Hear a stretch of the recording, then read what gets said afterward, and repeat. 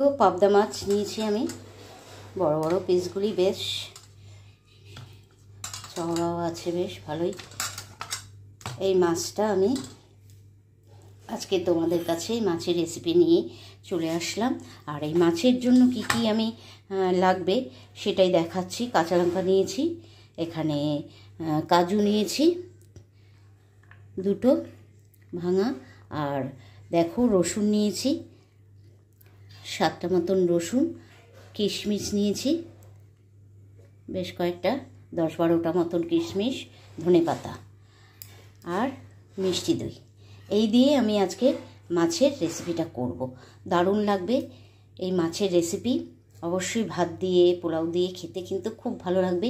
চলো তাহলে শুরু করি আজকে মাছের এই রেসিপিটা।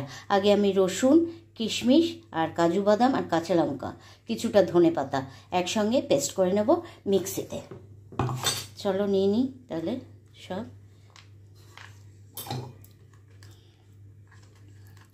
নিয়ে আমি মিক্সিতে পেস্ট করে নেব।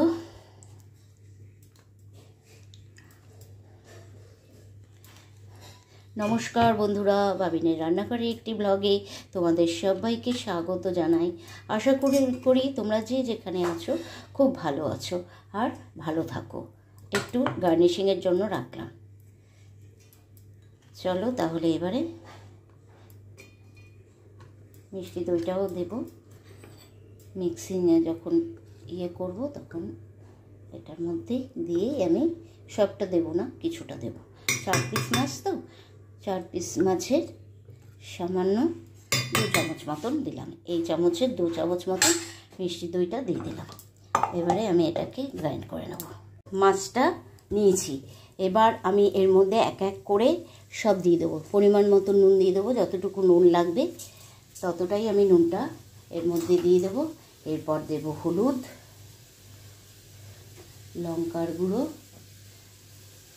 কাঁচা লঙ্কা দিয়েছি, লঙ্কার গুঁড়োটা একটু কমই দেব। আর দেব তেলটা, সর্ষের তেল দেব। আর এই রান্নাটা আমি সর্ষের তেলেই করব।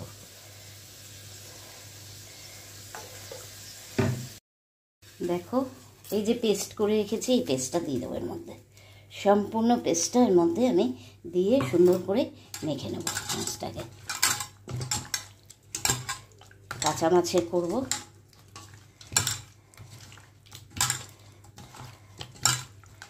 এইভাবে একবার তোমরা বাড়িতে ট্রাই করো, দেখো খুব ভালো লাগবে, ভীষণ ভালো লাগবে ভাত দিয়ে খেতে। মাছ সবসময় ভাতেই ভালো লাগে, ভাত পোলাও এসব দিয়ে খেতে ভালো লাগে। আর পাবদা মাছ ভীষণ ভালো লাগবে এইভাবে করলে। চলো হাতটা ধুয়ে নিই আমি। তেল হয়ে গেছে, আর এর মধ্যে আমি দিয়ে দেবো 1 চামচ মতন কালো জিরে। আর দিয়ে দেবো যে পেঁয়াজটা আমি কেটে রেখেছিলাম। পেঁয়াজ বলো রসুন বলো, সেটা আমার মাছের পরিমাণ অনুযায়ী আমি দিয়েছি। যেই পরিমাণে পড়বে সেই পরিমাণে মশলাপাতিটা তোমরা দেবে। মাছে একটু তেল দিয়ে দিয়েছি, যার জন্য এখানে সামান্য তেল দিলাম, 2-3 চামচ মতন তেল দিলাম। পেঁয়াজটা একটুখানি হালকা ফ্রাই করে নিতে হবে।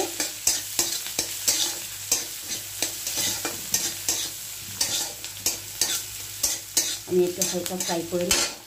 দেখো আমি মিক্সিটা ধুয়ে করে কাচিয়ে নিয়েছি, আর একটু সামান্য জিরে গুঁড়ো দেবো। ব্যাস,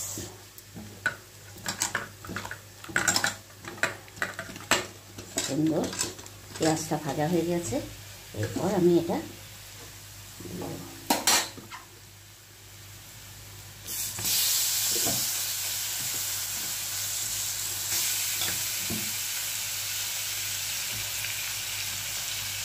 পাবদা মাছ নরম হয়, বেশি নাড়াচাড়া করার কোনো প্রয়োজন নেই। গ্যাস একটুখানি একটু করে আমি জল দিয়ে দেবো। পেঁয়াজটা একটা গোটা পেঁয়াজ আমি নিয়েছি, নিয়ে ঠিক এরম ডুমডুম করে কেটে নিয়েছি। এটা আমি মাছের মধ্যে দিয়ে দেবো, উপর দিয়ে একটু নাড়াচাড়া করে ব্যাস না নাড়লেও হবে, দিয়ে আমি জলটা দিয়ে দেবো। মাছটাকে আমি 2-3 মিনিট কষিয়ে নিয়েছি, মশলাটার কষানোটাও খুব সুন্দর হয়ে গেছে। এবারে যে বাটি ধোয়া জলটা আমি এর মধ্যে দিয়ে দেবো। বোয়াল মাছ তো নরম, তার জন্য আমি বেশি নাড়লাম না, নাড়লেই ভেঙে যেতে পারে, হালকা হাতে নাড়তে হবে।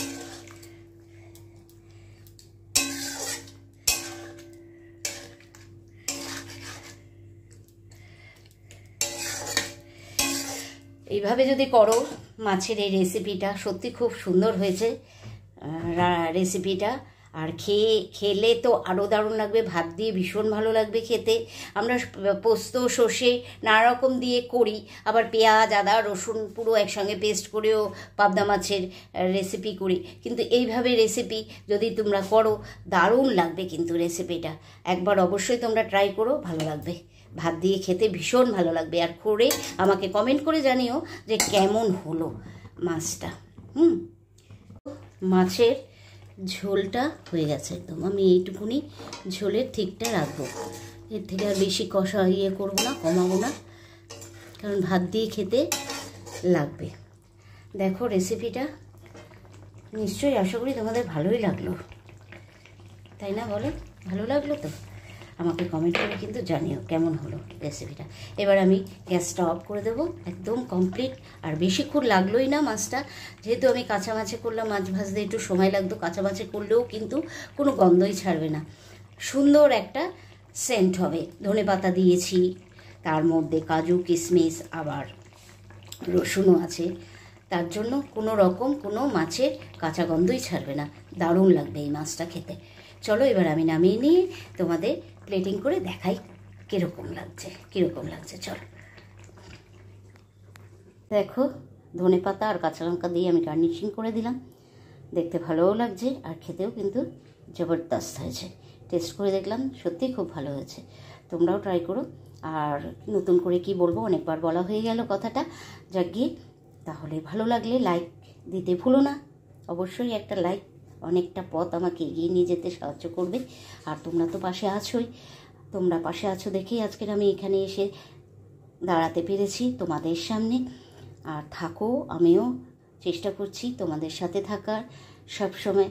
আর সব বন্ধুদের আমি অবশ্যই থ্যাংক ইউ বলে ছোট করব না, আর থ্যাংক ইউ বলতেও ইচ্ছে করছে। সবাই তোমরা আমাকে অনেক সাপোর্ট করছো, তোমাদের সাপোর্ট ছাড়া আমি এগিয়ে যেতে পারবোই না, তোমরা যদি সাথে না থাকো। চলো তাহলে আজকের মতন রেসিপিটা এখানেই শেষ হয়ে গেল। আর পরের কোনো রেসিপি নিয়ে তোমাদের কাছে শিগগির চলে আসবো। আশা করব তোমরা খুব ভালো থাকবে আর সাবধানে থাকবে। চলো তাহলে আজকের মতন টাটা।